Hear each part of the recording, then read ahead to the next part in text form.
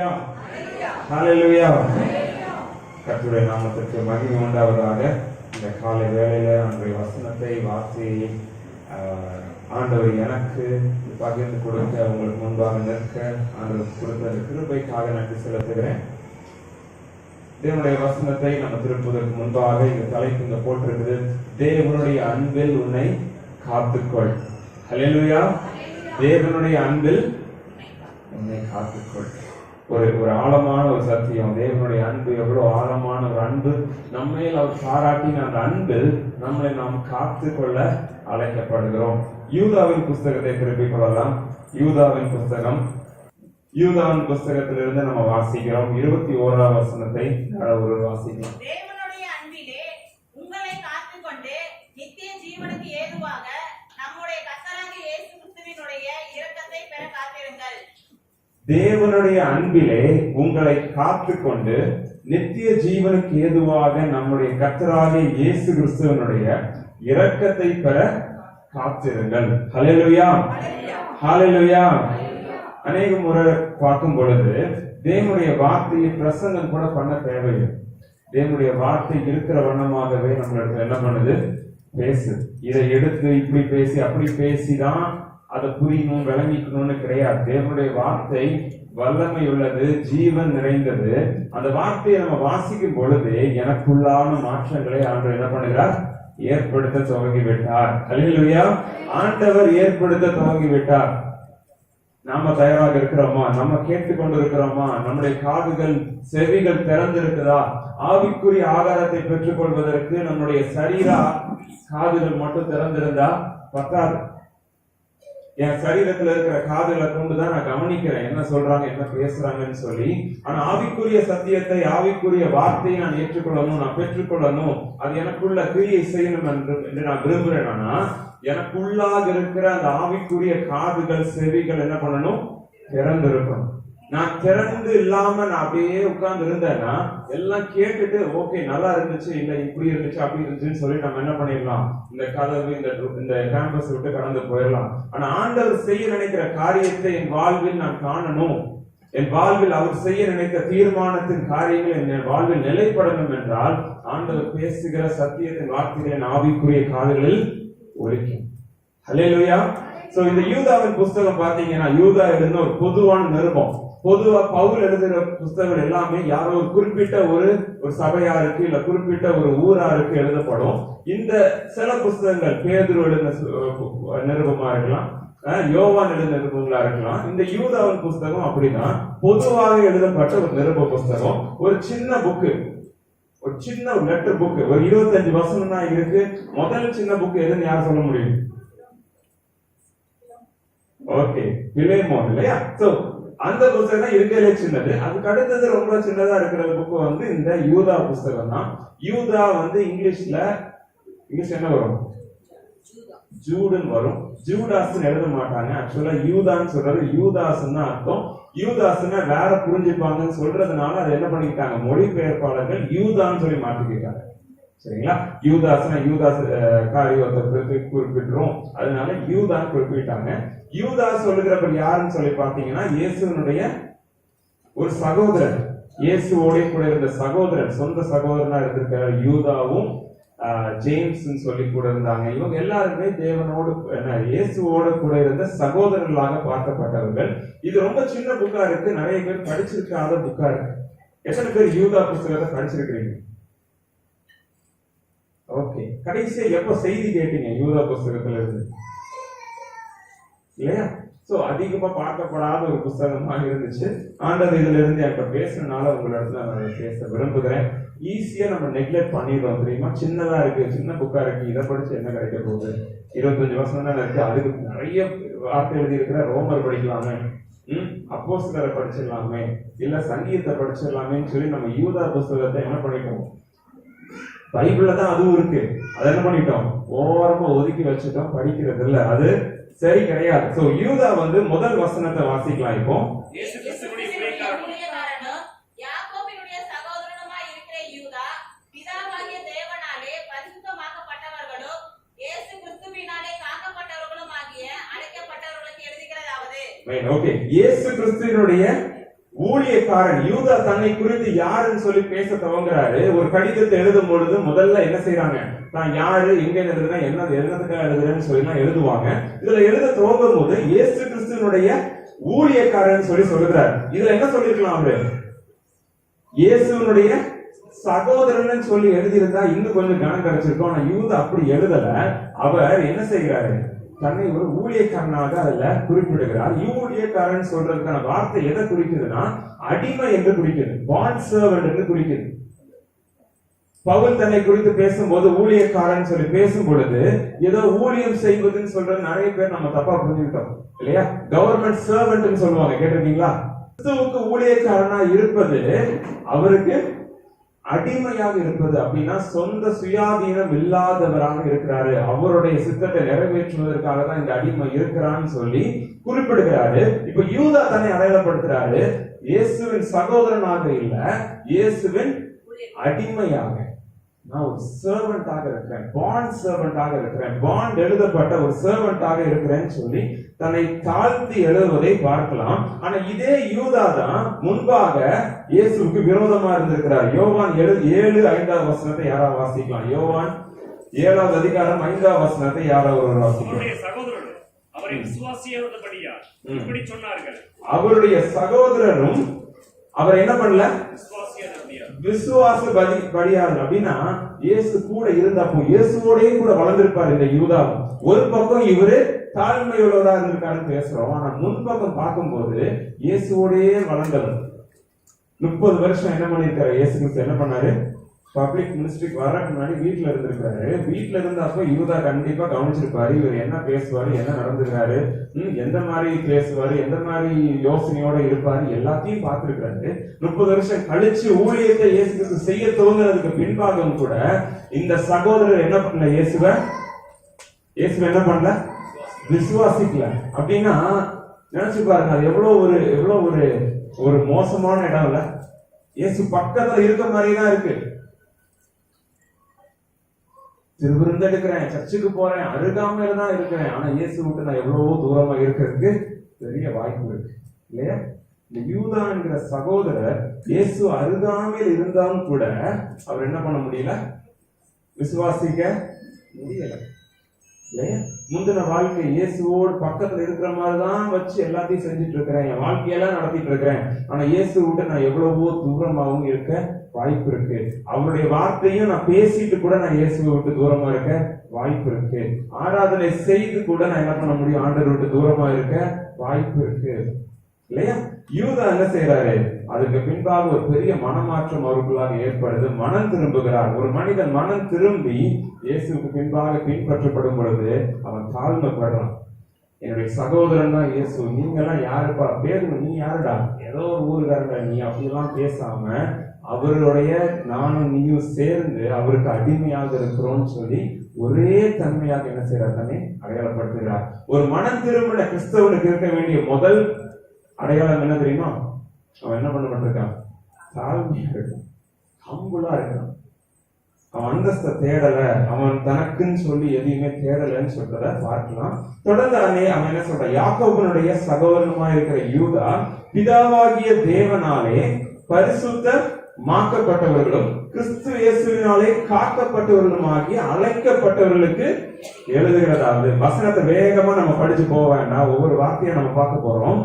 பிதாவாகிய தேவனாலே பரிசுத்தமாக்கப்பட்டவர்களும் கிறிஸ்து இயேசுவினாலே காக்கப்பட்டவர்களும் அழைக்கப்பட்டவர்களுக்கும் நான் என்ன பண்றேன், இதை எழுதுகிறேன்னு சொல்றாரு. ஒரு கிறிஸ்தவர்களுக்கு என்று இருக்க ஒரு அடையாளம் இந்த 3 காரியங்கள். பிதாவாகிய தேவனாலே என்ன பண்ணப்பட்டிருக்கேன், பரிசுத்தமாக்கப்பட்டிருக்கேன், நான் சுத்திகரிக்கப்பட்டிருக்கிறேன். 2வது காரியம், கிறிஸ்துவினாலே கிறிஸ்துவிற்குள் நான் என்ன பண்ணிருக்கேன், காக்கப்பட்டிருக்கேன். ஏன் கிறிஸ்துவுக்குள்ள சொல்ற வார்த்தையை சொல்றேன்னா, எபிரேயம் ரூட் வேர்ட் என்ன சொல்லுதுன்னா, கிறிஸ்துவினாலேன்னு சொன்னதுக்கு கிறிஸ்துவுக்குள்ளன்னு சொல்லி நம்ம என்ன பண்ண முடியும், அதை புரிஞ்சுக்க முடியும்னு சொல்றதுதான் எபிரேய வார்த்தை. அதனால சொல்றேன், கிறிஸ்து இயேசுவினாலே, இயேசு கிறிஸ்துவினாலே கிறிஸ்துவிற்குள்ளாக நான் என்ன பண்ணப்பட்டிருக்கேன், காக்கப்பட்டிருக்கிறேன், நான் அழைக்கவும் பட்டிருக்கிறேன். 3 அடையாளம், நான் அழைக்கப்பட்டு பரிசுத்தமாக்கப்பட்டு நான் என்ன பண்றேன், காக்கப்பட்டும் இருக்கிறேன். ஹல்லேலூயா. அநேக முறை நம்ம வாழ்க்கையில இதுதான் நம்ம அடையாளம். கிறிஸ்தவர்களுக்கு இருக்கிற அடையாளம் என்னது, இது 3 தான். பிதாவாகிய தேவனால் என்ன பண்ணப்பட்டிருக்கேன்? பரிசுத்தமாக்கப்பட்டிருக்கிறேன். கிறிஸ்து இயேசுவினாலே நான் என்ன பண்ணப்பட்டிருக்கேன்? அவருனாலே, அவருக்குள்ள நான் என்ன பண்ணப்பட்டிருக்கேன்? காக்கப்பட்டிருக்கிறேன். அவரை கொண்டு நான் என்ன பண்ணப்பட்டிருக்கேன்? அழைக்கவும் பட்டிருக்கேன். நற்கிரிகளை செய்வதற்கு என்ன பண்ணப்பட்டிருக்கேன்? அழைக்கவும் பட்டிருக்கிறேன். இதுதான் 3 அடையாளம். ஒரு கிறிஸ்தவனுக்கு இருக்க வேண்டிய அவனுடைய அடையாளம், ஐடென்டிட்டி என்னதுன்னு கேட்டீங்கன்னா இதுதான். ஆனா அநேக முறை நம்ம என்ன பண்ணிட்டு இருக்கிறோம்? அடையாளத்தை தப்பான இடத்துல தேட தொடங்கிறோம், உலகத்துல தேட தொடங்கிறோம். பக்கத்துல இருக்கிறவங்க என்னை எப்படியாவது பேசுறாங்கன்றத வைத்து கொண்டு நம்ம அடையாளத்தை என்ன பண்ணிக்கிறோம்? ஜஸ்டிஃபை பண்ணிக்கிறோம். அவங்க இப்படி சொன்னா நான் இப்படி உணர்வேன். எனக்கு இது சொல்லணும் வரல, நான் மைண்ட்ல வந்திருக்கு. அக்கட்ட கூட அன்னைக்கு இப்போதான் இந்த கடைசி அந்த சில்ட்ரன் ஃபெஸ்டோட லாஸ்ட் டேல எனக்கு இது உணர்த்துதல் வந்துச்சு. 2018 வருஷத்துல நான் முதல் முறையா யூரோப்பு கண்டத்துக்கு யூரோப் காண்டினென்ட்டுக்கு போறேன். சுவிட்சர்லாந்துல இறங்கி போய் அங்க இருக்கிற ஊழியத்துல கனெக்ட் ஆகிறேன். ஊழியம் செய்ய தொடங்கியாச்சு. இங்க இருக்கிற வரைக்கும் நல்லா சட்டை போட்டு, நல்லா பேண்ட் போட்டு எல்லாம் பழகியாச்சு. இங்க இருக்கும்போது என்ன பண்ணணும்? நீட்டா துணி போடணும். ஊழியம் செய்யும் போது முக்கியமா ஒயிட் சட்டை, பேண்ட் இந்த மாதிரிலாம் போடணும்னு சொல்லி ஃபார்மலா தான் போடணும். எனக்கு சின்ன வயசுல இருந்தே ஃபார்மலா போடுறது பிடிக்காம இருந்துச்சு. அதனால டிஷர்ட் போடுவேன், அந்த மாதிரி போட்டுட்டு நான் இருந்தேன். அப்போ ஆனா என்ன ஒழுங்குக்குள்ள வந்துச்சுன்னா, ஓகே நீ ஃபார்மலா போடணும், நீட்டா ப்ரெசென்ட் ஆகணும், முடி நல்லா வெட்டி இருக்கணும், இப்படி எல்லாம் பண்ற ஒழுங்குகளுக்கு நான் என்ன பண்றேன்? ஓகே நான் அலோவ் பண்ணிக்கிட்டேன். நல்ல துணியெல்லாம் போட்டுட்டு இருந்தேன். இப்ப அந்த ஊருக்கு போனதுக்கு அப்புறம் முதல் நாள் உள்ள எல்லாருமே பேசிக்கிறாங்க. நான் பாட்டுக்கு எல்லாரும் முன்னாடி உட்கார்ந்துருக்கிறேன். நல்லா நீட்டா தான் ட்ரெஸ் பண்ணி உட்கார்ந்துருக்கிறேன். முதல் நாள் ஆச்சா, நல்லா ப்ரெசென்ட் பண்ணிக்கணும். சுத்தி இருக்கிறவன் என் ரூம்ல இருந்து ரெடி ஆகிறான். அவன் ஒரு மாதிரி ரெடி ஆகி வந்துட்டான். அங்க வந்து உட்கார்ந்ததுக்கு அப்புறம் எல்லாருமே கீழே உட்காந்துருக்காங்க. சரியா, யாரு நடத்துறவர்களுக்கு கீழே தான் உட்காந்துருக்காங்க. எல்லாரும் ஒரு மாதிரியா இருக்கு. சேர் கூட இல்லையா இந்த ஊர்ல, இவ்வளவு தூரம் வந்து சேர் கூட இல்லையா அப்படின்னு சொல்லி பாக்குறேன். எல்லாம் கீழே உட்காந்துக்கிறாங்க. அப்போ யார் இதோடைய லீடர்ன்னு சொல்லி பேசிக்கிறாங்க. ஒருத்தர் வந்தாரு, முதல் ஒரு மாதிரி சட்டை பேண்ட் போட்டாரு. நடத்துறவரு ஒரு மாதிரி வந்தாரு, ட்ரௌசர் போட்டு வந்தாரு. ட்ரௌசர் போட்டு வந்தாரு. என்ன இவர் ட்ரௌசர் போட்டு வந்திருக்காரு? மெசேஜ் கொடுக்க வந்திருக்காரு. இந்த ஸ்தாபனத்தோட இவ்வளவு பெரிய ஸ்தாபனம், பெரிய ஸ்தாபனம் அது. இது லீடரா இருக்கிறவர் என்ன இப்படி வந்து நிற்கிறாரு? சரி இது இவங்க ஊர் பழக்கம் போலன்னு சொல்லிட்டு நானும் விட்டுட்டேன். நான் நல்ல ட்ரெஸ் ப்ரெசென்ட் பண்ணி போனா எனக்கு ஒரு மாதிரி இருக்கு. நான் மட்டும்தான் தனியா தெரியும். நான் மட்டும்தான் நல்லா ஃபார்மல் சட்டை, ஃபுல் ஹேண்ட் சட்டை போட்டிருக்கேன். மற்றவங்க எல்லாம் ஹாஃப் ஹேண்ட் சட்டையும் டிஷர்ட்டை தான் போட்டிருக்கேன். சரி அடுத்த நாள் என்ன பண்ணேன்? இது இப்படி போட்டுட்டு தான் நம்ம மதிக்க மாட்டாங்க, நம்மள்ட்ட இருக்கிற டிஷர்ட் எடுத்து போட்டுருவோம்னு சொல்லி போட தொடங்க. போட்டு நான் எதுக்கு வரேன்னு சொல்றேன். டிஷர்ட்டை போட்டு வந்துட்டு சரி யாராவது நம்ம இப்படி ஏத்துப்பாங்கன்னு சொல்லிட்டு நான் என்ன பண்றேன்? டிஷர்ட்டை போட்டுக்கிட்டேன், பேண்டையும் போட்டு டிஷர்ட்டையும் போட்டேன். கொஞ்ச நாள் கழிச்சு பேண்டையும் எடுத்து நானும் ட்ரௌசர் போட வந்துட்டேன். இவங்க மாதிரி நம்மளும் மாறிட்டா நம்ம என்ன பண்ணிப்பாங்க? ரெஸ்பெக்ட் பண்ணிப்போங்க. ரெஸ்பெக்ட் நம்மளுக்கு தேவை. நம்ம சுத்தி இருக்கிறவங்களோட சேர்ந்து இருந்தாலும் நம்மளுக்கு என்ன நடக்கும்? ரெஸ்பெக்டா இருக்கும்னு சொல்லி அவன மாதிரியே நானும் போயிட்டு இருந்தேன். ஆனா ஒரு காரியம் நடந்துச்சு. இந்த டிஷர்ட்டையும் ட்ரௌசரையும் போட்டுட்டு ஒரு நாள் முன்னாடி ஒரு விஷயத்தை ஷேர் பண்ணேன். அந்த சில விஷயங்களுக்காக ஷேர் பண்றதுக்கு நான் முன்னாடி வர வேண்டிய இருந்துச்சு. மைக்கு கொடுத்தாங்க, பேசினேன். என்னால பேசவே வரல. எனக்கு பேச்சே வரமாட்டேங்குது. என்ன பேசுறதே தெரியல. வளர்றேன் கிடந்து. என்ன ஆச்சுன்னு எனக்கும் புரியல. நான் எல்லாம் ப்ரிப்பேர்டா தான் போயிருக்கேன், நோட்ஸ் வேற எடுத்து வச்சிருக்கிறேன், இதுதான் பேசணும்னு சொல்லி. ஆனால் எனக்கு பேச்சு வரல. ரொம்ப பயமா இருக்கு. எல்லாரையும் பார்த்தா பயமா இருக்கு. இந்த பயத்தை விட்டு ஆண்டவர் எனக்கு விடுதலை கொடுத்துட்டாருன்னு சொல்லி தான் ஆண்டவர் இவ்வளவு தூரம் வந்திருக்கிறேன், எல்லாருக்கும் நின்று இருக்கேன். ஏன் இப்படி பயப்படுறேன்னு சொல்லி எனக்கு புரியல. கொஞ்ச நாள் கழிச்சு இன்னொரு சர்ச்சில் செய்தி கொடுக்கறதுக்காக அழைக்கப்பட்டிருந்தேன். அங்க நல்லா என்ன பண்ணிருக்கேன்? ஃபார்மல் ஷர்ட் போட்டு அங்க போனேன். அங்க நல்லா செய்தி கொடுத்தேன். ஃபார்மல் சட்டை பேண்ட் போட்டு அங்க நல்லா செய்தி வருது. இங்க டிஷர்ட் போட்டு ட்ரௌசர் போட்டு வந்ததுன்னா பயமா இருக்கு. ஆண்டவர் என்ன நடக்குதுன்னு எனக்கு புரிய மாட்டேங்குது, எனக்கு என்னன்னு சொல்லிக் கொடுங்க, கற்றுக் கொடுங்க. நான் பேசும்போது ஆண்டவர் சொன்னாரு, உன் அடையாளத்தை நீ என்ன பண்ணிக்கிட்ட? நீ போடுற வஸ்திரத்துல வச்சுக்கிட்ட. நீ இப்படி போட்டேன்னா உனக்கு இவ்வளவு கான்பிடண்டா நிக்க முடியும்னு வச்சுக்கிட்டேன்னு சொல்லி ஆண்டவர் அப்பா என்ன பண்ணாரு? உணர்த்தி கொடுத்தாரு. நான் யார்த்தையுமே துணி நல்லா போடாதீங்கன்னு சொல்லலை. நல்லா துணி போட்டுவாங்க, நீட்டா இருங்க. ஆனா அநேக முறை நம்மளுக்குன்னு இருக்கிற அடையாளத்தை தவறான இடத்துல நம்ம எடுத்து வச்சுட்டு அதுலயே அந்த சுகத்திலேயே நிறைய காலங்கள் போக போக போக அது என்ன பண்ணிடும்? ஒரு நாள் என்ன ஆகும்? அது வெளியே வரும்போது அசிங்கமாக வெளியே என்ன பண்ணும்? வெளிப்படும். அவ்வளவு இதா இருந்துச்சு எனக்கு. துணியிலேயே இவ்வளவு பெரிய இதை வச்சுட்டு இருந்தேன், துணி போட்டாதான் இப்படிலாம் பண்ண முடியும் நினைச்சு வச்சுட்டு இருந்தேன்னு சொல்லி ஆண்டோட்ட அன்னைக்கு ஒப்பு கொடுத்தேன். அடையாளத்தை, அவருக்குள்ளாக இருந்த அடையாளத்தை எனக்கு என்ன பண்ணினார், மறுபடியும் சுட்டி காட்டினார். அல்லேலூயா. அநேக முறை நம்ம செய்கிற காரியம் கிறிஸ்துவுக்குள்ளாக இருக்க வேண்டிய அடையாளத்தை விட்டு அநேக விதமான அடையாளங்களை நம்மளுக்கு ஏற்படுத்திக்கிறோம். உலகத்துல கிடைக்கிற அடையாளங்கள், உலகத்துல என்ன கிடைக்குது, டைட்டில்ஸ் கிடைக்குது, பட்டங்கள் கிடைக்குது, அந்தஸ்து, ஸ்டேட்டஸ் கிடைக்குது. அந்த ஸ்டேட்டஸ் இருக்கிற வரைக்கும் நான் என்னவா இருப்பேன், நல்ல அடையாளமா ஸ்ட்ராங்கா இருப்பேன். அது எப்ப என்னை விட்டு ஒரு சின்ன ஒரு பெர்சன்டேஜ் கம்மியாச்சுன்னா, இல்ல எனக்குள்ள இருக்கிற சரீர பலன் ஒரு சின்ன பெர்சன்டேஜ் கீழே இறங்கிருச்சுன்னா, எனக்கு இருக்க அடையாளம் என்ன பண்ணிடுது, அற்று போயிருச்சு. ஆனா கிறிஸ்து அப்படி சொல்லல. நீங்க பிதாவாகிய தேவனாலே பரிசுத்தமாக்கப்பட்டவர்களாகவும் கிறிஸ்துவினாலே கிறிஸ்துவுக்குள்ளாக நீங்க காக்கப்பட்டவர்களாகவும் அவராலே நீங்கள் அழைக்கப்பட்டவர்களாகவும் இருக்கிறீர்கள். ஹல்லேலூயா, ஹல்லேலூயா. இந்த 3 அடையாளத்தையும் தாண்டி உலகம் தர அடையாளத்தை எதை வச்சுட்டு இருந்தாலும் அது என்ன பண்ணாது, நிலைக்காது. அசிங்கத்தை காட்ட தொடங்கிரும், அக்லினஸ் வெளியே வந்த தொடங்கிரும். இந்த 3 விஷயம் நமக்கு தெரியாதனாலதான் நிறைய நேரம் என்ன பண்ணிட்டு இருக்கோம், கஷ்டப்படுறோம் இல்லையா? நான் கஷ்டப்பட்டது மாதிரி அநேக முறை கஷ்டப்பட்டிருக்கோம். சோ இந்த 3 விஷயத்துல நடுவில் இருக்க காரியம் பாருங்க. கிறிஸ்து இயேசுவினாலே கிறிஸ்துவுக்குள்ளாக நான் என்ன பண்ணப்பட்டிருக்கேன், காக்கப்பட்டிருக்கிறேன். நிறைய இடத்துல தேவன் செய்கிற ஒரு காரியம், அவருடைய கரம் செய்கிற ஒரு காரியம், அவர் சித்தமாக செய்கிற காரியம் நம்மளை என்ன பண்றது, காத்துக்கொள்வது, நம்மளை ப்ரொடெக்ட் பண்றது, நம்மளை கீப் பண்றது. ஒரு இடத்துல வச்சு நான் என்னதான் ஆட்ட ஆடினாலும் அவர் என்ன செஞ்சிட்டு இருக்காரு, காத்துக் கொள்கிறார். ஹல்லேலூயா, ஹல்லேலூயா. நீர் என்னை மறக்கலன்னு சொல்ற பாட்டு கரெக்டா ஆஃப்டர் கரெக்ட் ஆச்சு. நான் இப்படி போனேன், இப்படி வேண்டாம்னு சொல்லி அவ்வளவு தூரம் போனேன், இந்த தூரம் இப்படி போனேன், இப்படி யோசிச்சேன், இந்த மாதிரி ஷார்ட்கட் எடுச்சேன். ஆனா அந்த இடத்துலயும் கூட தேவன் என்ன செய்யறாங்க, காக்க தவறல, என்னை விட்டு அவர் விலகல. ஹல்லேலூயா. கிறிஸ்துவினாலே என்ன செய்கிறார், அவர் காத்து கொள்கிறார். ஏசாயாவின் புஸ்தகம் 49 அதிகாரம் 16 வசனத்தை வாசிக்கலாமா? ஏசாயா 49:16. இதோ என் உள்ளங்கைகளில் உன்னை வரைந்திருக்கிறேன், உன் மதில்கள் எப்பொழுதும் எனக்கு முன்பாக இருக்கிறது. இதோ நான் உன்னை உள்ளங்கையில் என்ன பண்ணிருக்கிறேன், உன்னை வரைந்திருக்கிறேன், உன் மதில்கள் எப்பொழுதும் என் முன்பாக இருக்கிறது. இதோ என் உள்ளங்கைகளில் உன்னை வரைந்திருக்கிறேன். உள்ளங்கையில வரைகிறதுனா என்னது? இந்த வரைகிறதுன்னு சொல்றது இங்கிலீஷ்ல டிராயிங் சொல்லி போறது கிடையாது. இங்கிலீஷ்ல என்கிரேவிங் வருது. Engrave you in your hands. உன்னை என்கிரேவ் பண்ணிருக்கேன். வரைஞ்சா என்ன பண்ணிடலாம், அழிச்சிட முடியும் தெரியுமா? வரைஞ்சா பென்சில் வரைஞ்சாலும் சரி, பென்லேயே வரைஞ்சாலும் சரி, வைட்டர் போட்டா மறைச்சிடலாம். ஆனா தேவன் சொல்லுகிறாரு, இதோ என் உள்ளம் கைகளில் நான் என்ன பண்ணிருக்கேன், உன்னைய வரைந்து வைத்திருக்கிறேன், நான் உன்னைய டாட்டூ பண்ணி வச்சிருக்கிறேன். டாட்டூ பண்ண போகாது. பெர்மனன்ட் டாட்டூ போட்டா என்ன பண்ண முடியாது, போகாது.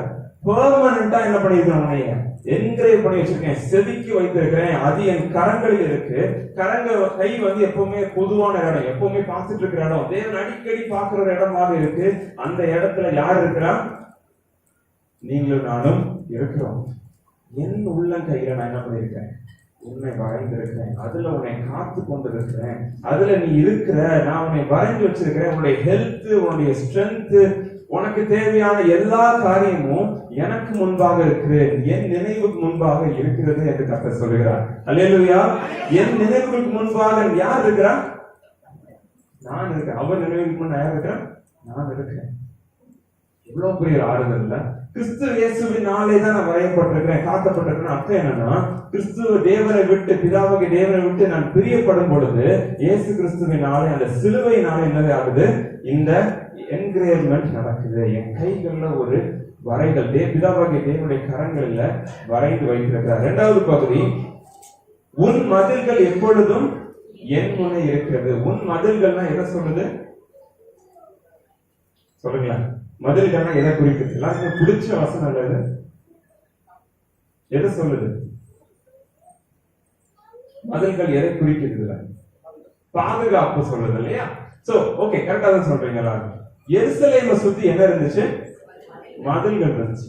எருசலேமை சுத்தி அந்த மதில்கள் எதற்கு போடப்பட்டுச்சு? அதுக்கு கிட்டத்தட்ட ஒரு 15 அடி அகலம் இருக்குன்னு சொல்றாங்க. ஏன்னா அவ்வளவு பெருசா இருந்தாதான் எதிராளி என்ன பண்ண மாட்டான், உள்ள வந்து சீக்கிரம் ஏதோ ஒரு காரியத்தை பண்ணிட்டு போக மாட்டான்.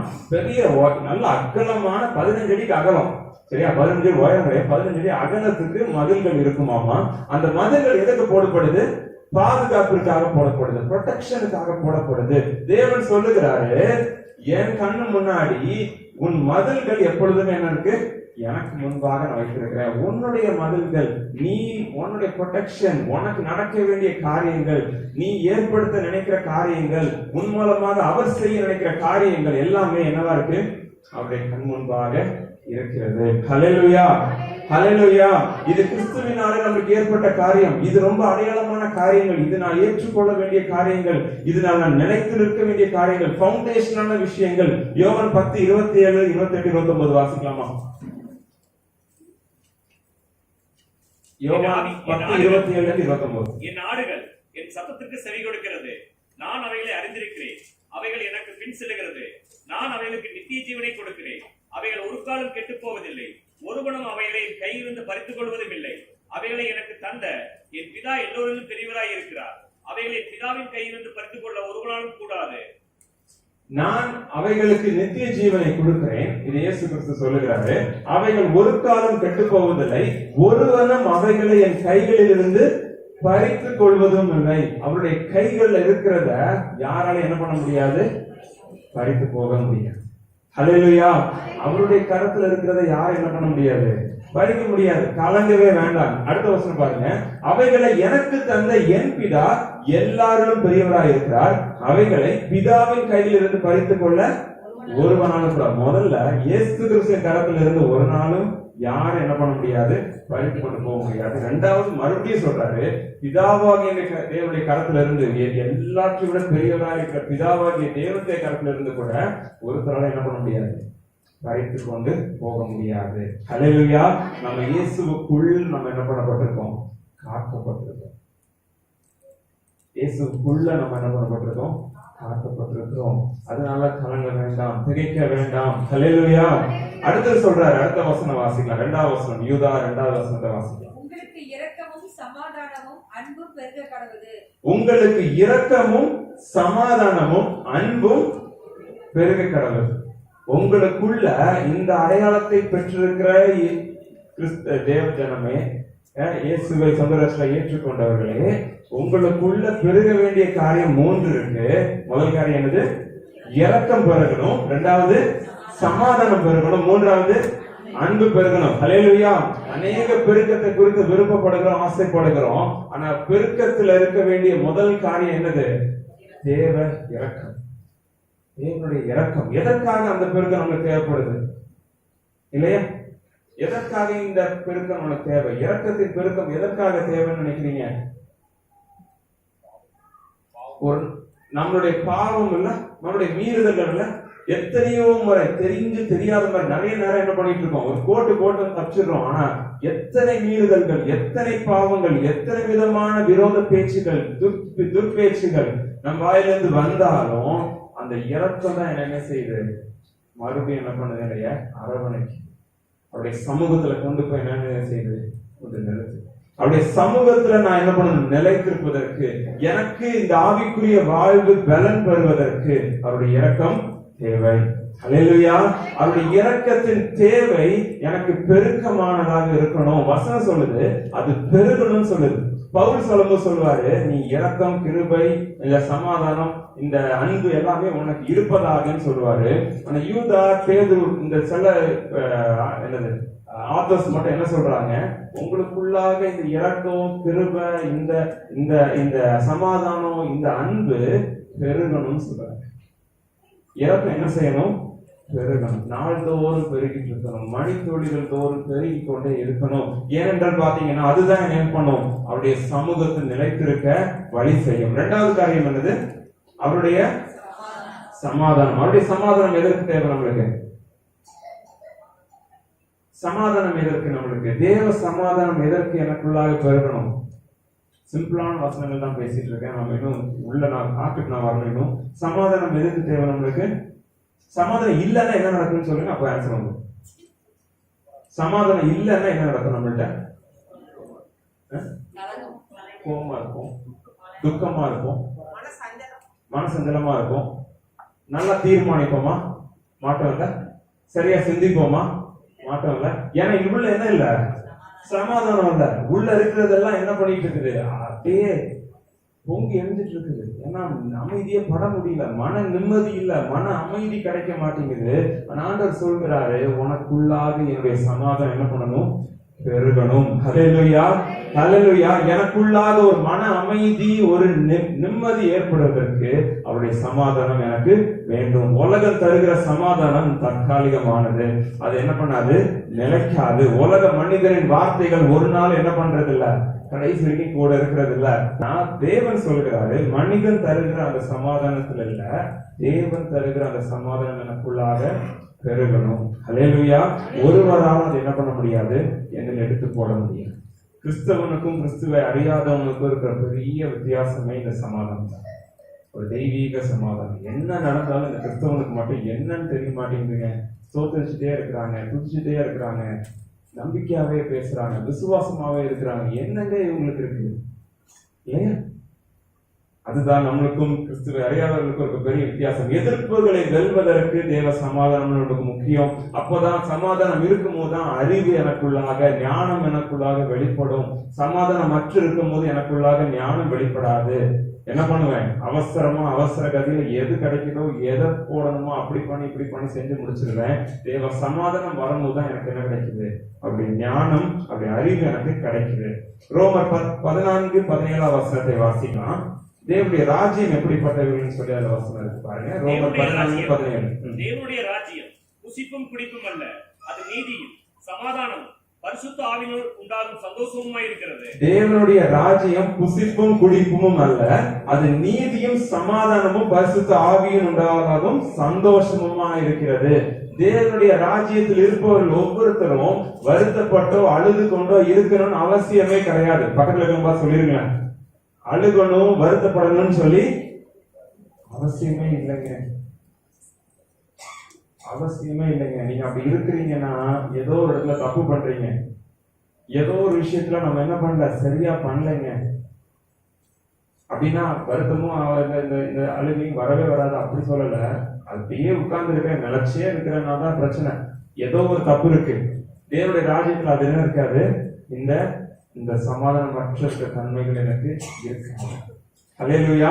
இத்தகைய 3 காரியங்கள், இரக்கமும் சமாதானமும் அன்பும் எனக்குள்ளாக பெருகணும். 3வது காரியம் அன்பு, எல்லாருக்கும் தெரிந்த காரியம். 1 யோவான் 3:1 வசனத்தை வாசிக்கலாம். 1 யோவான் 3வது அதிகாரம் 1வது வசனம். நாம் தேவனுடைய பிள்ளைகள் என்று அழைக்கப்பட்ட படுவதினாலே பிதாவானவர் நமக்கு பாராட்டின அன்பு எவ்வளவு பெரிதென்று பாருங்கள். உலகம் அவரை அறியாதபடியினாலே நம்மையும் அறியவில்லை. நம் தேவனுடைய பிள்ளைகள் என்று அழைக்கப்படுவதனாலே பிதாவானவர் நமக்கு பாராட்டின அன்பு எவ்வளவு பெரியதென்று பாருங்கள். நமக்குள்ளாக நம்மளை நேசித்து, நம்மளை கிருபை காட்டி, இரக்கத்தை பொழிந்து, இதுல இருக்கிற அந்த அன்பை என்ன பண்ணுங்க, எண்ணி பார்த்து கொண்டிருக்கோம். எண்ணி பாருங்க, எவ்வளவு பெரிய ஒரு அன்பு, எவ்வளவு ஆழமான அன்பு.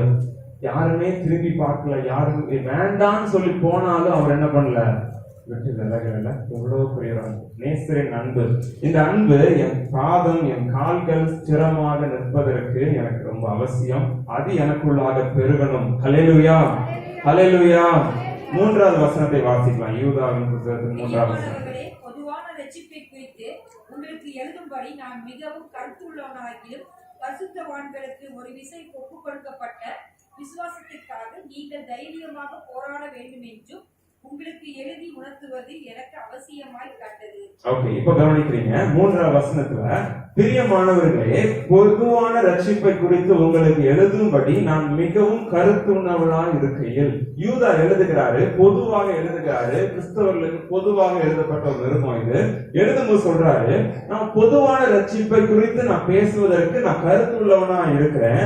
ஆனா ஒரு காரியத்தை குறித்து நான் அவசியத்தை பார்த்தேன், இந்த காரியத்தை குறித்து உங்களுக்கு நான் பேசணும்னு சொல்லி அவசியம் கொள்கிறேன். அது எதுன்னு சொல்லி பார்த்தீங்கன்னா, பரிசுத்தவான்களாகிய உங்களுக்கு ஒரு விசை ஒப்பு கொடுக்கப்பட்ட விசுவாசத்திற்காக நீங்க என்ன செய்யணும், தைரியமாய் போராட வேண்டும் என்று உங்களுக்கு நான் எழுதி உணர்த்துவது எனக்கு அவசியமாக நான் என்ன பண்றேன், காண்கிறேன். இந்த தேவ மனிதனுக்கு, மனம் திரும்பின இந்த தேவ மனிதனுக்கு, கிறிஸ்துவோடு இருந்த இந்த தேவ மனிதனுக்கு ஒரு காரியம் அவசியமாக காண்கிறார். அவர் சொல்கிறார், உங்களுக்கு ஒரு விசை ஒப்பு கொடுக்கப்பட்ட அந்த விசுவாசத்திற்காக நீங்க என்ன பண்ணணும்? தைரியமாக போராடுங்க. ஒரு விசை கொடுக்கப்பட்ட, ஒரு விசை உங்களுக்கு ஒப்பு கொடுக்கப்பட்ட அந்த விசுவாசம் எதை குறித்தது?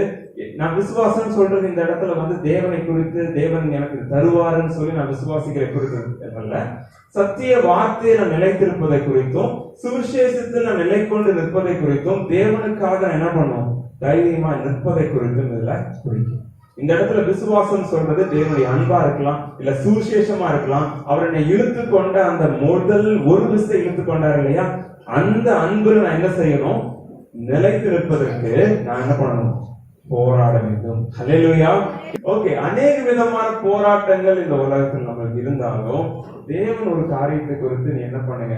தைரியமா போராடுங்கன்னு சொல்லி வசனத்தினால பேசுகிறார். ஹல்லேலூயா.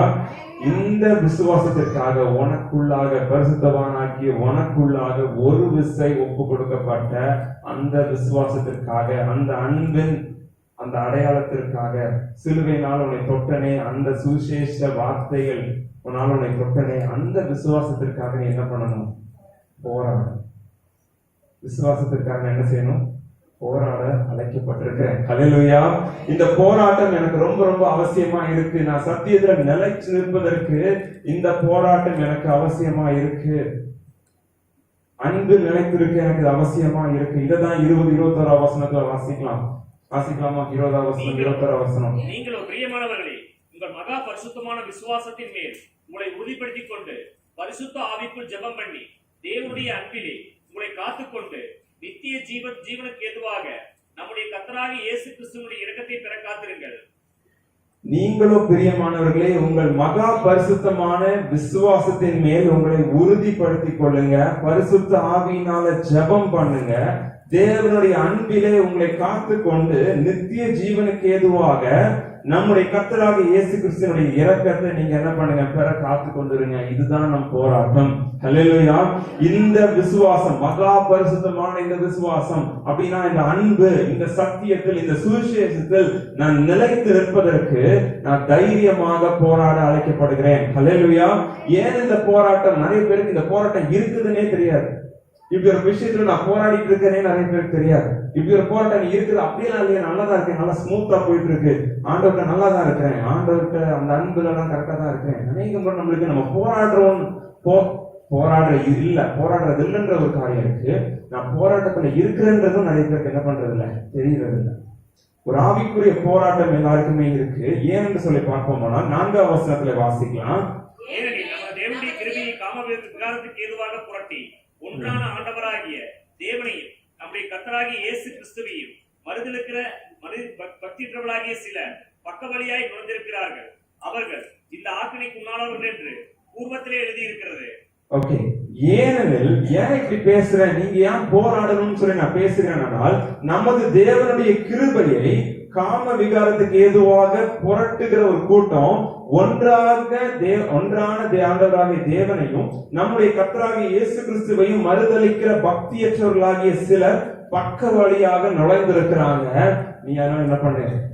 போராடு.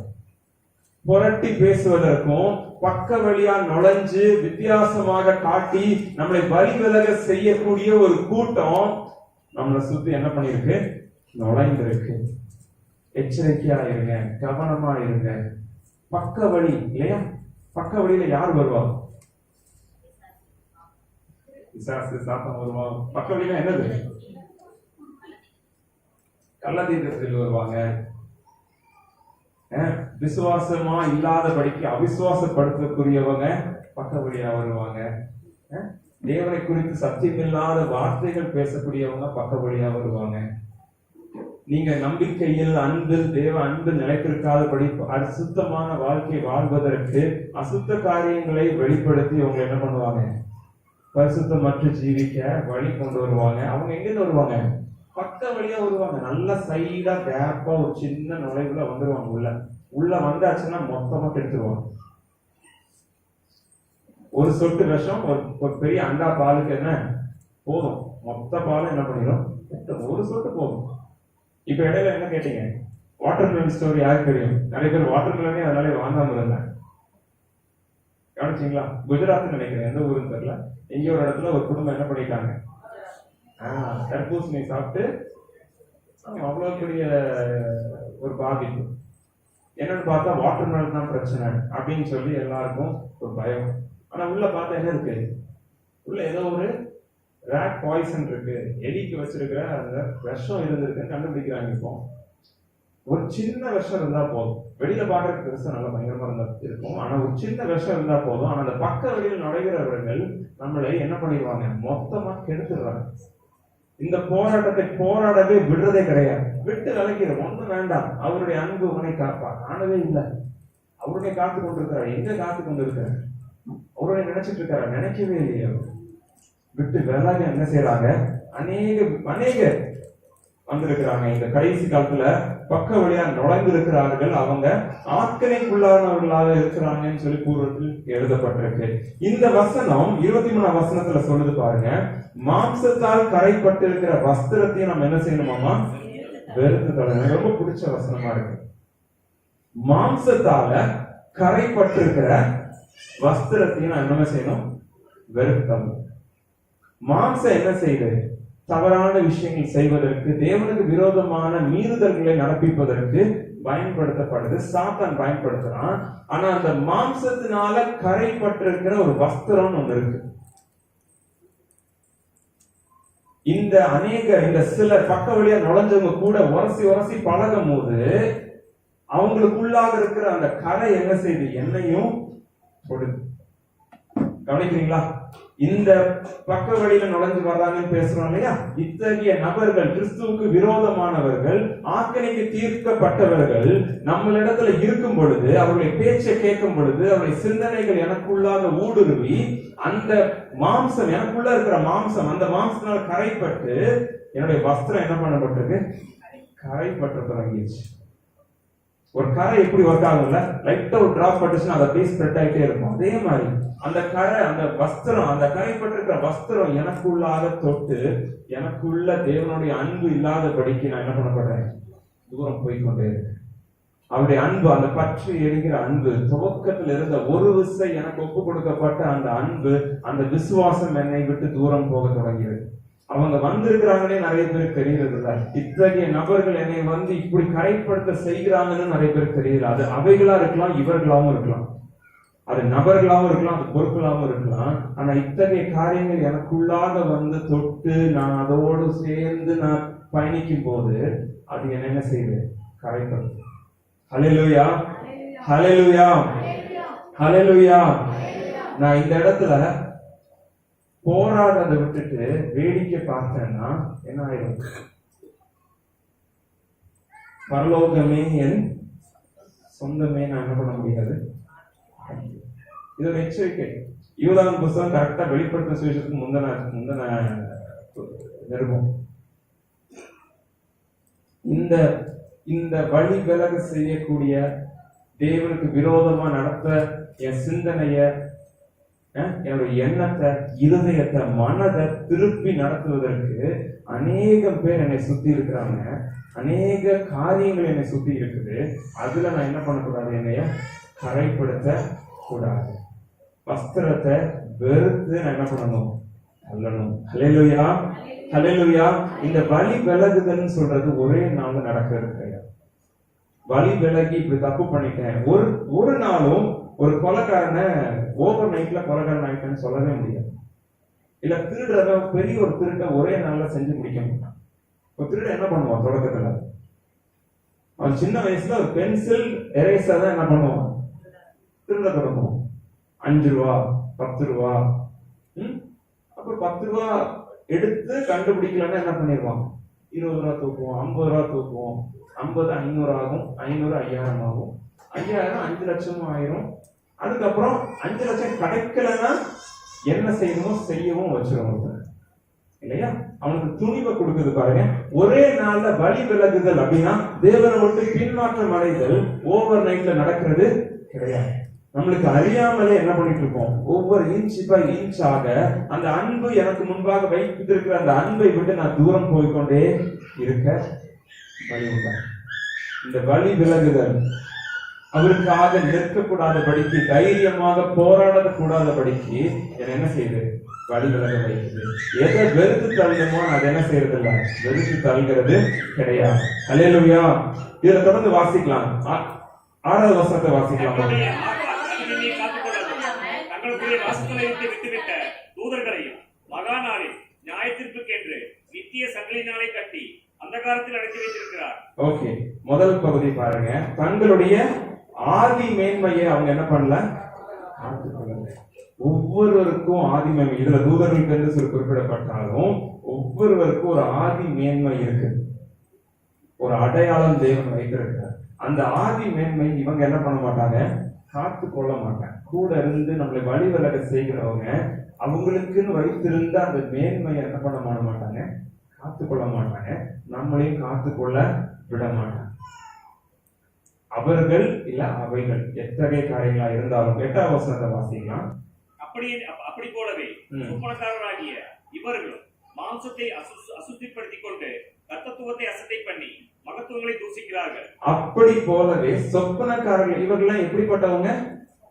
சொப்பனக்காரர்களாக இவர்களும் மாம்சத்தை அசுத்தப்படுத்திக் கொண்டு கர்த்தத்துவத்தை அசட்டை பண்ணி மகத்துவங்களை என்ன பண்ணுவாங்க? இவங்க தூஷிப்பாங்க. இந்த முழு அதிகாரத்தை வாசிச்சு பாத்தீங்கன்னா இவர்கள் எப்படிப்பட்டவர்கள் சொல்லி வசனம் நம்ம அழகா சொல்லித்தரும். இவங்க சொப்பனக்காரர்களா இருப்பாங்க, வீண் கதை அடிக்கிறவங்களா இருப்பாங்க, கனவு கண்டுட்டு இருப்பாங்க, நிஜத்தில் இருக்க மாட்டாங்க, அவங்களுக்கு சொந்த அறிவு கிடையாது, அவங்க ஏதோ ஒரு விஷயத்த வச்சு பேசிட்டு இருப்பாங்க. நம்மளும் அதே மாதிரி சொப்பனம் கனவுன்னு சொல்லி கண்டுட்டு இருப்போம்.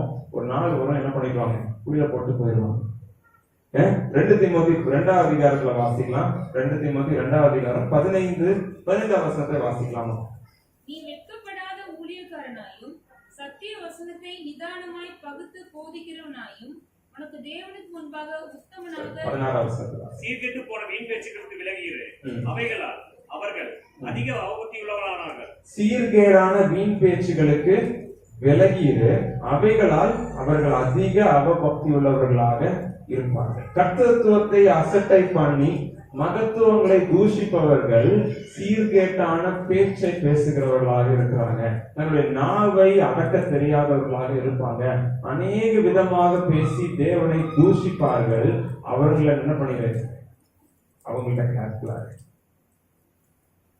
அசட்டை பண்றவங்க, தூஷிக்கிறவங்க, வார்த்தையினால அப்படி பேசி இப்படி பேசுறவங்கள்ட்ட கேர்ஃபுல்லா இருங்க. யாரை கவனிக்கிறீங்கன்றதுல கேர்ஃபுல்லா இருங்க. அவங்க தூஷிச்சுட்டு இருப்பாங்க, நம்மளுக்கு தெரியாது. நம்மளை இன்ச் பை இன்ச் தேவனுடைய அன்பை விட்டு தூரப்படுத்துறதுனால நம்ம உணர மாட்டோம். நம்ம நேசரை தான் அவங்க துன்புறுத்துறாங்க, நேசரை தான் விரோதமா தூஷிக்கிறாங்கன்னு நமக்கு தெரியாது. ஆனா அவர்களிடத்துல என்னவாறு கேர்ஃபுல்லா இருங்க. 10வது வசனத்தை வாசிக்கலாம். இவர்கள் தங்களுக்கு தெரியாதவைகளை தூஷிக்கிறார்கள், புத்தி இல்லாத மிருகங்களைப் போல சுவாவப்படி தங்களுக்கு தெரிந்தவர்களாலே தங்களை கெடுத்துக் கொள்ளுகிறார்கள். சுவாபத்தின்படியே அவங்க நடப்பாங்க, தங்களுக்கு தெரிஞ்சிருக்கிறதுனால வச்சே தங்களை கெடுத்துக் கொள்வாங்க. 12வது வசனத்தை வாசிக்கலாம். இவர்கள் உங்கள் அன்பின் விருந்துகளில் கரைகளாய் இருந்து பயமின்றி கூட விருந்துண்டு தங்களை தாங்களே மேய்த்துக் கொள்ளுகிறார்கள். இவர்கள் காற்றுகளால் அடியுண்டோடுகிற தண்ணீரற்ற மேகங்களும் இலையுதிர்ந்து கனியற்று 2 தரம் செத்து வேறற்று போன மரங்களும். ஓகே, இந்த வசனம் நிறைய இருக்கு. இதுல வீட்டுல போய் தியானிச்சு பாருங்க. இவர்கள் எப்படிப்பட்டவர்கள், இல்ல இவைகள் எப்படிப்பட்டவைகள் சொல்லி பார்க்கும் பொழுது, இவர்கள் உங்கள் அன்பின் விருந்துகளில் கரைகளாக இருப்பாங்க. நான் அன்பாக சந்தோஷமாக இருக்கிற நாட்கள்ல எனக்கு கரைகளாக அவங்க இருப்பாங்க. பயமின்றி கூட விருந்துண்டு கொண்டு இருப்பாங்க, கூடயே இருப்பாங்க, பயமே இருக்காது. அவங்க செய்கிற காரியம் என்னன்னே நம்மளுக்கு வழங்கிக்க மாட்டோம். ஆனா அவங்க பயமின்றி கூட விருந்துண்பார்கள். அவங்க விருந்துண்டுட்டு தங்களை தாங்களே மேய்த்து கொண்டிருப்பார்கள். அப்படின்னு என்ன அர்த்தம்? தங்களுக்கு கிடைக்க வேண்டியது எல்லாத்தையும் அதுல இருந்து எடுத்துக்கொள்வாங்களாம். நம்ம கூட அந்த அன்பின் விருந்துல கூட இருந்துட்டு, வீட்டுக்குள்ள இருந்துட்டு அவங்களுக்கு என்னெல்லாம் கிடைக்குமோ மேய்ஞ்சிட்டு போயிடுவாங்க. வந்து என்னெல்லாம் இவன்கிட்ட உறிஞ்சிக்கலாம், என்னெல்லாம் எடுத்துக்கலாம்னு சொல்லி தங்களை தாங்களே மேய்த்துக் கொள்கிறார்கள். இவர்கள் காற்றுகளால் அடியுண்டு ஓடுகிற தண்ணீரற்ற மேகங்களா இருக்கிறாங்க. தண்ணீரற்ற மேகம் எப்படி இருக்குன்னு நினைக்கிறீங்க? காத்து என்ன அடிச்சுனாலும் அந்த மேகம் எங்க வேணாலும் அடிச்சுட்டு போயிட்டு இருக்கும். ஆனா தண்ணி நிறைஞ்சிருக்கிற அப்படின்னா என்னது, அந்த கிளவுட், டார்க் கிளவுட்ஸ் என்ன பண்ண முடியாது, சீக்கிரம் காத்து என்ன பண்ண முடியாது, அடிச்சுட்டு போக முடியாது. ஏன்னா உள்ள கண்டென்ட் இருக்கு, உள்ள என்ன இருக்கு, கண்டென்ட் இருக்கு, உள்ள மேட்டர் இருக்கு, தள்ளிட்டு போக முடியாது. ஆனா இவர்கள் என்ன செய்யறாங்க, நம்மள வழி விலகு செய்கிறவர்கள் என்ன செய்யறாங்க, காற்று அடிச்சு கொண்டு போகிற மாதிரி இருக்கிற தண்ணீரற்ற இல்ல மழையற்ற மேகங்களாக கூட இருப்பாங்க. பார்க்கறதுக்கு மேகமா தெரியும், பார்க்கறதுக்கு மழை கிடைக்கிற மாதிரி தெரியும், பார்க்கறதுக்கு இதுல ஏதோ ஒரு ஜீவ ஊற்று இருக்கிற மாதிரி தெரியும். ஆனா அவங்களுக்கு என்ன தர முடியாது, ஜீவ ஊற்றையோ தண்ணீரையோ தர முடியாது.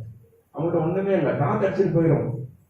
அவங்க இன்னொரு வார்த்தை சொல்லிருப்பாங்க, இலை உதிர்ந்து கனியற்று 2 தரம் செத்து வேறற்று போன மரங்களாகவும் இருக்கிறார்.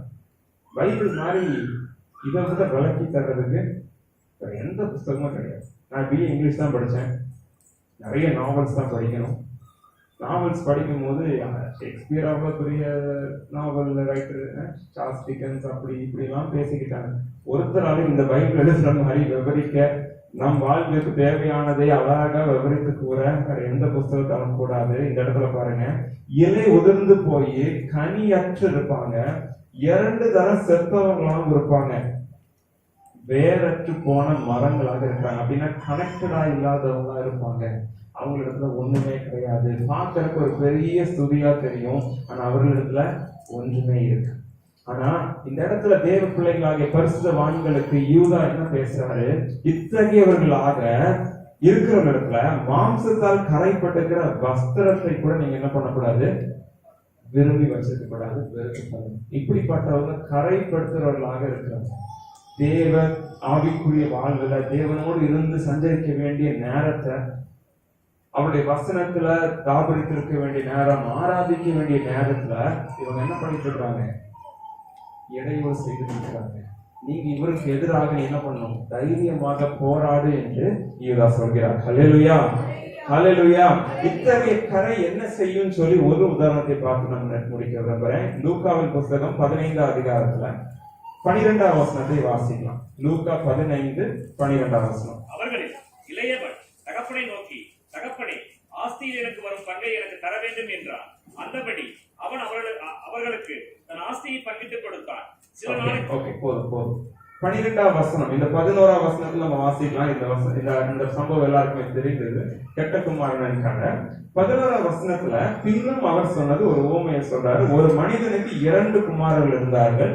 அவர்களில் இளையவன் தகப்பனை நோக்கி, தகப்பனே, ஆஸ்தியில் எனக்கு வரும் பங்கை எனக்கு நீங்க தர வேண்டும். அந்தபடி அவன் அவர்களுக்கு தன் ஆஸ்தியை பங்கிட்டு கொடுத்தான். ரொம்ப கடுமையான வசனம். எப்படிப்பட்ட வசனம், ரொம்ப கடுமையான வசனம். ஏன்னு சொல்லி பாத்தீங்கன்னா, இந்த இளையவனுக்கு 2 குமாரர்கள் இளையவனுக்கு ஒரு விதமான ஒரு ஆசை ஏற்பட்டது, ஒரு விதமான ஒரு டிசைர் ஏற்பட்டது. இந்த டிசைர் என்ன பண்ணல, ஒரு நாள் நைட் எந்திரிச்சு அடுத்த நாள் காலையில் இந்த ஆசை வரல. இந்த இளையவனுக்கு முந்தின நாள் யோசிக்கிறான், அடுத்த நாள் போய் அப்பாட்ட போய் ஆஸ்தியில பங்கு கேட்டு வாங்கல. ஒரு நாள்ல எந்திரிச்சு போய் இப்படி பண்ணல. இவனுக்குள்ளாக ஏற்பட்ட அந்த கரையின் நிமித்தம், வஸ்திரக்கரை தான் இருக்கணும், வஸ்திரக்கரையை மேல போட்டு நடந்துட்டு இருந்தனால இவனுக்குள்ளாக வித்தியாசமான ஆசைகள் ஏற்பட தொடங்கியது. இந்த இளைவனுக்குள்ள தேவனுக்கு ஏற்ற நன்மைக்கு ஏதுவான ஆசைகள் ஏற்படாம தேவனுக்கு விரோதமான இல்ல அவர் விரும்பாத ஆசைகள் இவனுக்குள்ளாக என்ன பண்ணப்பட்டிருக்கு, ஏற்பட தொடங்கியிருக்கு. இந்த ஆசை தான் அவன் என்ன பண்ணுது, அப்பாட்ட போய் கேட்கிறான், விருப்பமா கேட்கிறான். அப்பா உட்கார்ந்து இருக்கிறார், அப்பா கூட தான் இத்தனை நாள் இருந்திருக்கிறான், இளையவனும் கூட தான் இருக்கிறான், மூத்தவனும் கூட தான் இருக்கிறான். அப்பாட்ட போய் ஆசையா கேட்கிறான், எனக்கு என்ன பண்ணணும், நீங்க ஆஸ்தியில ஒரு பங்கை தரணும், என்னுடைய பங்கை தந்தா போதும், நான் வேற எதுவும் பெருசா கேட்கல, ஏன் பங்கை தரணும்னு கேட்டான். இது கேட்டது சரியா தப்பா? சரி, இந்த பங்கு அவனுடையதான், அவனுடைய இல்லதான், அவனுடையதான் இல்ல அவனுக்கு அற்றதான், இது அவனோட தானே, அவனுடைய பங்கு தானே கேட்கிறான். அப்ப என்ன தப்பு இதுல? அவன் கேட்டதுல தப்பே கிடையாது. அவனுக்கு தான் அந்த ஆஸ்தியும், அவனுக்கு அந்த பங்கு அவனுக்கு தான் வரப்போகுது. ஆனா அப்பா கூட இருக்கிறத விட்டு, அந்த விருப்பத்தை விட்டு, நான் என்ன பண்ண போறேன், என் பாதையை நானே தெரிந்து நான் ஓட போறேன், எனக்கு பங்கை மட்டும் கொடுங்க, நான் வீட்டை விட்டு கிளம்புறேன்னு சொன்னான் இல்லையா? இளையகுமாரனுக்கு உள்ள இருந்த ஆசை, அந்த கரைப்பட்ட ஆசை அவனை எங்க போய் விட்டுருக்கு, அப்பா விட்டு தூரம் சொல்றதுக்கு ஏற்ற ஒரு ஆசீர்வாதத்தை கேட்கிறான். அநேக முறை தேவனிடத்தில் நம்ம கேட்கிற காரியங்கள் அவர் இறக்கப்பட்டு நிறைய விஷயத்த தராம இருக்காரு. சில விஷயத்த கேட்டு உடனே கிடைக்கலன்னு சொல்ற நிறைய விஷயங்கள் நம்மளுக்கு இருக்கலாம். ஆனா சில விஷயத்த அவர் தராம இருக்காரு. ஆனா சில காலத்துல சில இடத்துல அவர் சொல்றாரு, உனக்கு முன்பாக ஜீவனையும் மரணத்தையும் வைக்கிற நீ தெரிந்து கொள்ளுன்னு சொல்றது போல சில விஷயங்கள் அவர் என்ன செய்யறாரு, கொடுத்துறாரு. எனக்கு இந்த வசனத்துல ரொம்ப ஷாக்கிங்கா இருந்தது என்னன்னா, இளையவன் கரையா வந்து சரியான ஆசை கொள்ளாம தப்பான ஆசையோட தப்பான நோக்கத்தோட வந்து அப்பாட்ட கேட்டான். தகப்பன்ட்ட போய் அப்பா அப்பா கொடுத்துருங்க அப்பா நான் கிளம்புறேன்னு சொல்றான். ஆனா அப்பாவும் என்ன பண்ணிட்டாரு, வசனம் முடியல, ஓகேப்பா முடிஞ்சு கதை, இந்தா உன்னுடைய பங்கு இருந்தா நீ கிளம்புன்னு சொல்லிட்டாரு. அநேக முறை ஆசீர்வாதமாக நான் பெற்றுக்கொண்ட ஏற்றுக்கொண்ட காரியங்கள் என்னை வழிவிலக செய்ய வைத்தது. ஹல்லேலூயா. ஆசீர்வாதமாக கர்த்தரிடத்துல தான் வந்துச்சு. அவர்கிட்ட கேட்டுதான் அவர் கொடுத்தாரு. அவரும் கொடுத்துட்டாரு, உடனே பங்கிட்டு கொடுத்துட்டாரு. தன் ஆஸ்தியை பங்கிட்டு கொடுத்தான். 13ஆம் வசனத்தை பாருங்க. சில நாளைக்கு பின்பு இளைய மகன் எல்லாவற்றையும் சேர்த்து கொள்றான். ஆஸ்தியில இருந்து அந்த பண வர செலவு எல்லாத்தையும் பணமா மாற்றுகிறான். எல்லாத்தையும் சேர்த்து கொள்றான். தூர தேசத்துக்கு புறப்பட்டு போகிறான். அங்க துன்மார்க்கமா ஜீவனம் பண்ணி தன் ஆஸ்தி என்ன பண்ணிட்டான், அழைச்சு போட்டான். ஒரே 2 வருஷத்துல கதையை முடிஞ்சு. தப்பானதை கேட்டான், அப்பாவும் உடனே கொடுத்தாரு. அவன் கொண்டு போனான், எல்லாத்தையும் அழைச்சான். தப்பான விஷயங்களுக்கு அதை ஈடுபடுத்தி கொண்டான். 14-15 வசனத்துல வாசிக்கலாம். அந்த தேசத்திலே கொடிய பஞ்சம் உண்டாயிற்று. அப்பொழுது அவன் குறைபட தொடங்கி அந்த தேசத்து குடியில் ஒருவனிடத்தில் போய் ஒட்டிக்கொண்டான். அந்த குடியானவன் அவனை தன் வயல்களில் பன்றிகளை மேய்க்கும்படி அனுப்பினான்.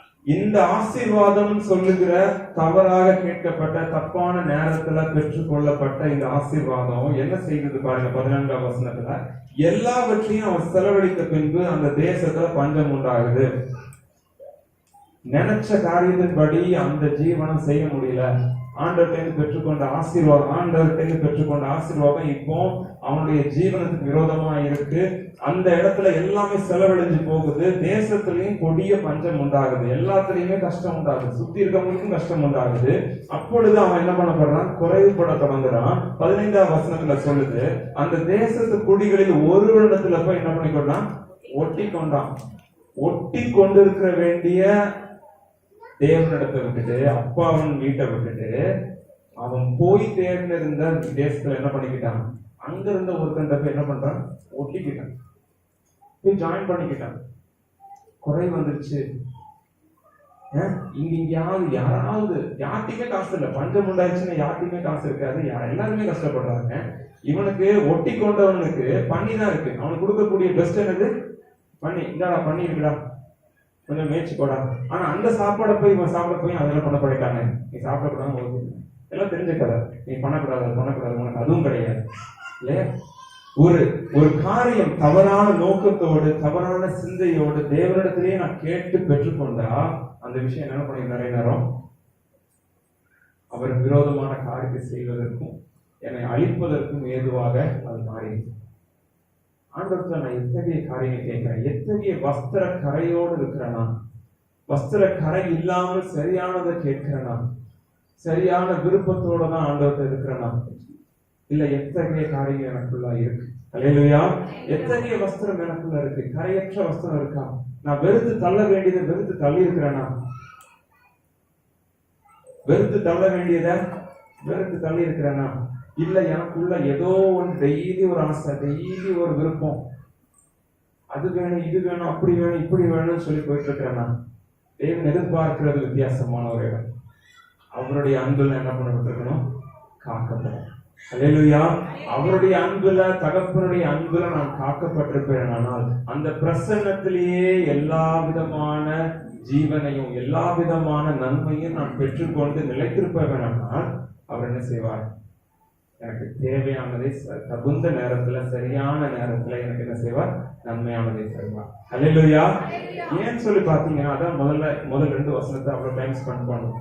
இயேசு கிறிஸ்துவினுடைய ஊழியக்காரன் இல்ல அந்த டைம் அதுல ஸ்பெண்ட் பண்ணணும். ஏன்னு சொல்லி கேட்டீங்கன்னா இத்தகைய சிந்தனை உள்ளவராக இருக்கிறார். இரக்கத்தை கொடுப்பதற்கும் சமாதானத்தை கொடுப்பதற்கும் அன்பை பெருக செய்வதற்கும் அவர் சித்தம் உள்ளவராக இருக்கிறார். அந்த ஆண்டவர் என்னை உன்னை உங்களை அந்த கரங்களில் உள்ளங்கையில் என்ன பண்ணியிருக்காரு, வரைந்து வைத்து இருக்கிறாரு. இந்த ஆண்டவரிடத்துல அந்த அன்பிற்கு இணங்கி நான் என்னை கட்டுப்படுத்தி அமர்ந்திருப்பேன். ஆனால் அவர் என்ன செய்வார், ஏற்ற வேளையில் எனக்கு என்ன தருவார், எனக்கு வேண்டிய நன்மைகளை தருவார். நான் இதை செய்யாம அந்த அன்பில் நிலைத்து இல்லாம நான் என்ன செய்கிறேன், பின் வழியாக பக்க வழியாக வந்தவரிடத்துல இல்ல வந்தவர்களிடத்துல என்னுடைய நாட்டத்தை கொடுப்பேன். ஆனால் என் சரீரம் என்னுடைய வஸ்திரம் என்னவாகும், கரைப்பட தொடங்கும். நான் வெறுத்து தள்ள வேண்டியதை வெறுத்து தள்ளாம என்ன செய்கிறேன், புடிச்சு கட்டியா புடிச்சுக்கிறேன். அந்த கரை என்னையும் ஒட்டிக்க தொடங்குது. அந்த கரை ஒட்டினதுக்கு அப்புறம் இந்த இறைவன் செய்த காரியத்தை அநேக முறை நம்ம செய்ய தொடங்கிடுறோம். ஆண்டவர்கிட்ட போய் கரை ஒட்டி இருக்கு, உள்ள அசிங்கம் ஒட்டி இருக்கு. அந்த அசிங்கத்தினால ஏற்பட்ட ஆசையை ஆண்டவர்கிட்ட போய் நான் கேட்கிறேன், ஆண்டவர் எனக்கு ஆசையா இருக்கு கொடுத்துருங்க. அவர் என்ன பண்றாரு, சில நேரம் கொடுத்துடுறாரு. நீ தானே தெரிந்து கொண்ட, கொடுத்துடுறாரு. கொடுத்தது என்ன ஆகுது, கொஞ்ச நாட்களுக்குள்ளேயே எல்லாமே அழிஞ்சு போகுது. எனக்குள்ள அத்தகைய கரைகள் இருக்குதா, இது ஒரு சிம்பாலிக் எக்ஸ்பிரஷன் தான். எனக்குள்ள அத்தகைய கரைகள் இருக்குதா, வெறுத்து தள்ள வேண்டியதை நான் வெறுத்து தள்ளியிருக்கிறேனா, அவருடைய பிரசன்னத்தை அதிகமா நேசிக்கிறேனா, விரும்புகிறேனா, அவருடைய வார்த்தையை நேசிக்கிறேனா, அவரோடு நேரம் செலவிடுகிற நேசிக்கிறேனா, அவருடைய ஊழியத்தை விரும்புகிறேனா, அவரை துதிப்பதை விரும்புகிறேனா, அவரை ஆராதிப்பதை நான் விரும்புகிறேனா? அல்லேலூயா.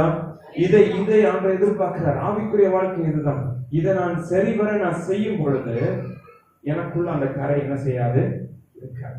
கரை இருக்காதுன்னு சொல்றதுல என்னுடைய வேலை மட்டும் கிடையாது, இது ஆண்டவர் செய்கிற காரியமாவும் இருக்கு. யூதாவின் புத்தகத்துல கடைசி 2 வசனத்தை வாசிக்கலாம். 24, 25.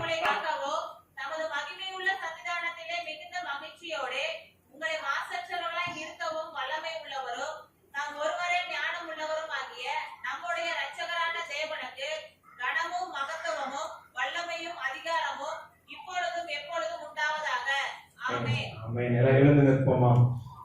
எழுந்து நிற்போம். இந்த வசனத்தை மறுபடியும் வாசிக்க விரும்புகிறேன். எழுந்து நிற்போம். ஆண்டவர் நம்மளோடு கூட இடைப்பட்டுக் கொண்டிருக்கிறார். 24 வசனம் சொல்லுது, வலுவாத படிக்கு உங்களை காக்கவும் தமது மகிமையுள்ள சன்னிதானத்திலே மிகுந்த மகிழ்ச்சியோட உங்களை மாசற்றவர்களாக நிறுத்தவும் வல்லமை உள்ளவரும் தாம் ஒருவரே ஞானம் உள்ளவரும் ஆகிய நம்முடைய இரட்சகராகிய இயேசுவுக்கு தேவனுக்கு கனமும் மகத்துவமும் வல்லமையும் அதிகாரமும் எப்பொழுதும் உண்டாவதாக. நம்மை வலுவாதபடி காக்கவும் தமது மகிமை உள்ள அந்த சன்னிதானத்திலே மிகுந்த சந்தோஷத்தோட உங்களையும் என்னையும் மாசற்றவர்களாக நிறுத்துவதற்கு அவர் வல்லமை உள்ளவராக இருக்கிறார், ஞானம் உள்ளவராக இருக்கிறார்.